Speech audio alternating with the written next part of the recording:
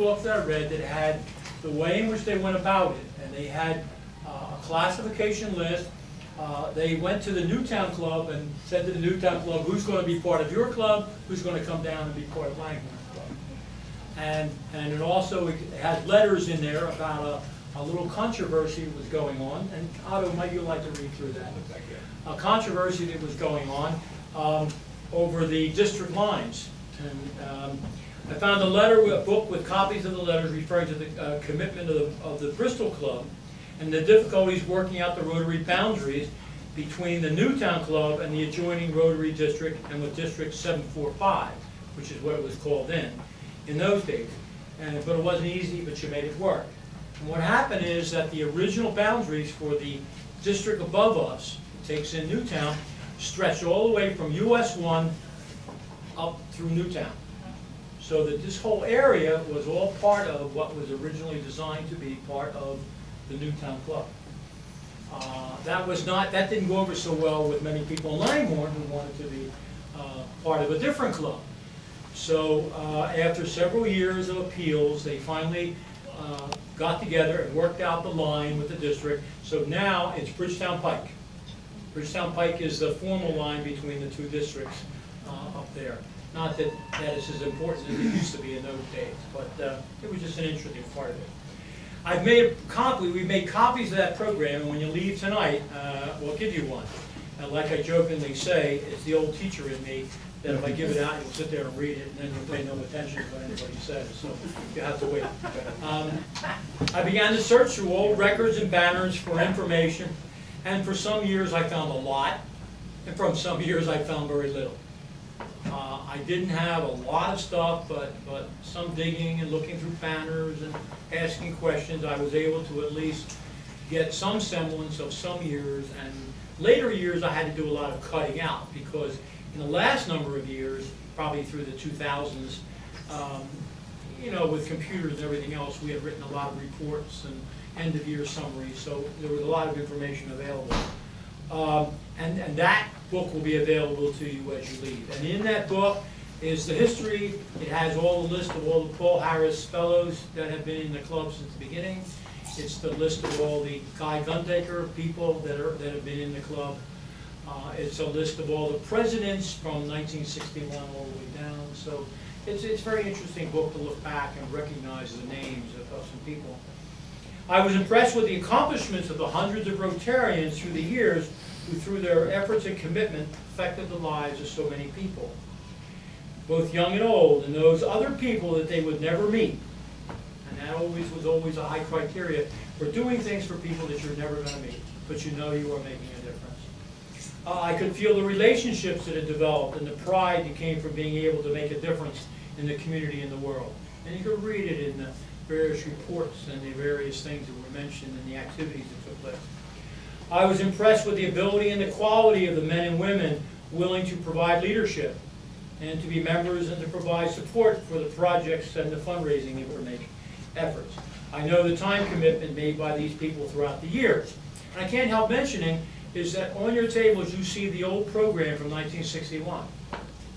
Look at the list of the charter members. See it in there? What's the list of the names on the right called? Okay.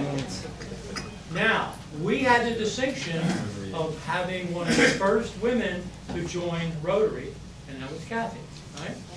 And I think if it hadn't been for that, I gotta say, I think that was probably the best thing that ever happened to Rotary in all those years. Probably some old timers don't agree, but they've become the backbone of many a club. But they took me to Bristol Club and made me sing. Yeah, right. They harassed her over there. Yeah. They did, I did. The book for the second 25 years is not long enough to cover all that has been done. There's just no way to convey all the memories in a few short articles. Each of you have lived those lives, and you'll have to fill in the gaps with your own reflections. There are many people I would love to talk about who have made a significant contribution to the life of our club. And time does not allow that, and I would surely leave people out, which should be mentioned. I even had gone down to a number of people that I thought were very significant to mention and when they had joined the club and went out, and I thought, I can't do this because I'll be here all night and get thrown out and all that kind of stuff. So I really kind of held back on that, but I know a lot about a lot of you, and when you came in and when you left, and if you need any information, let me know.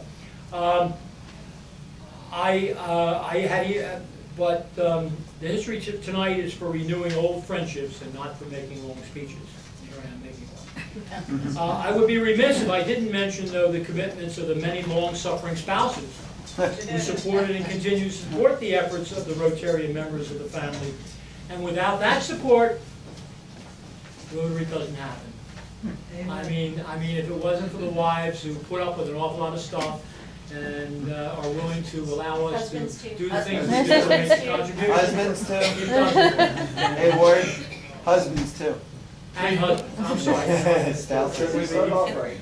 Should all the men leave? What's that? Should all the men leave? No, we can stay. We can stay. Remember, they're benefiting us. I do, though, want to draw attention to 3 people, and you've already mentioned it, but I want to say it again. 3 people here tonight who represent 3 Rotarians who were very important to the life of the club and are no longer with us. Each is an example of the quality of the Rotarians through the years. Bertha Entwistle is here, and Dr. Entwistle had the record of 43 years of perfect attendance. He was a Paul Harris Fellow and a Gundaker Fellow, and was a wonderful man to get to know. One of the things that I remember about him was that one time he said to us, "Why don't you repeat the 4-way test at meetings?" And we all looked and said, "Well, I don't know why we don't. I mean, we could." Well, from that time on, we started, and every meeting from that time, we now do it. Just as a matter of routine. And I'll always remember him as being someone who felt that that was very important, and I believe he was right. Let me see. Ginny Rollins is here, and I want to remember Tom Rollins, who became a Rotarian in 1988-89, served as president in 1998-99, was the conference chair in the year Sandy Costanzo was the district governor in year 1999-2000. And I should mention that Sandy, I talked to Sandy last night. Sandy had a hip operation that she was supposed to get in a few weeks, but they called and they said, "Guess what, we want you tomorrow." And she was one of the first to send in her application to come to the dinner. So, but, you know, all things being they are, with the medical profession, well, you better go when they tell you or else. So she went, but she was very saddened with that, and she expressed her wishes to everyone, and the sadness in her voice not being able to be here. Tom was a Gundaker Fellow and served as our Gundaker representative for many years, and he'll be remembered for his commitment to Rotary and his community, and we thank you for that. The past February, Bill Mock, a Rotarian since 1970-1971, died suddenly and left behind many memories of his life as a committed Rotarian. He was a Paul Harris Fellow Plus, which means he goes to the next level, and a Gundaker Fellow. He was a major contributor and a member of the Rotary Board for many years. 2 weeks ago, there was a memorial service led by Scott Mitchell. It was an excellent service. Our club chaplain at our regular Thursday meeting, remembering Bill and his commitment to Rotary and his community. Romaine is here with Laura Lee. At that meeting, by the way, there were members of the family. Your son was here too, and that was great. And we thank you for coming and helping us remember Bill. Good.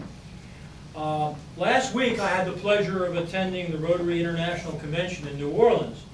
Each international convention I attend leaves me with a greater appreciation of the power of Rotary in the world.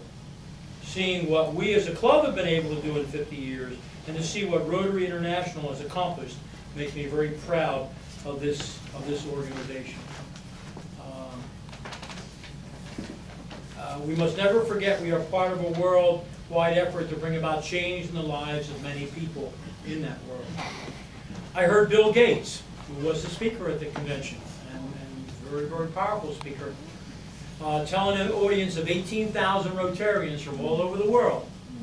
Ever been in a place to see 18,000 people that are all like you? Amazing. But he said we are this close to ending the war against polio. And you'll see that on advertisements and all other kinds of people. In fact, I even was looking at the Rotary magazine, there was a picture of golfer Nicholas, I think, and his picture's there, and it shows him saying, Rotary is that close. We are that close to closing the end of the world against polio. But the numbers show the end is in sight. In fact, they reported last month that there was only one case, active case in India. And you think of that incredible number. We're still dealing with Afghanistan, still dealing with Nigeria, still dealing with some other places, but they're getting there, and they have to get rid of it all in order to be able to say that it's gone. He stated that when polio is eradicated, the world will know what Rotary has accomplished and will take notice of the accomplishments of Rotary as it never has before. And I think he very clearly said that the world is going to know what Rotary has done when we really can finally say Rotary, through its contributions and efforts, has wiped the world of a disease. And I think that's a tremendous example. And many of you were part of all of that, have contributed and been part of that effort. All of you have been part of that great humanitarian effort, and without your support and the support of all Rotarians and committed partners, it would not have happened. Thank you for coming and sharing with us as we look forward to the next 50 years of Rotary. Nice.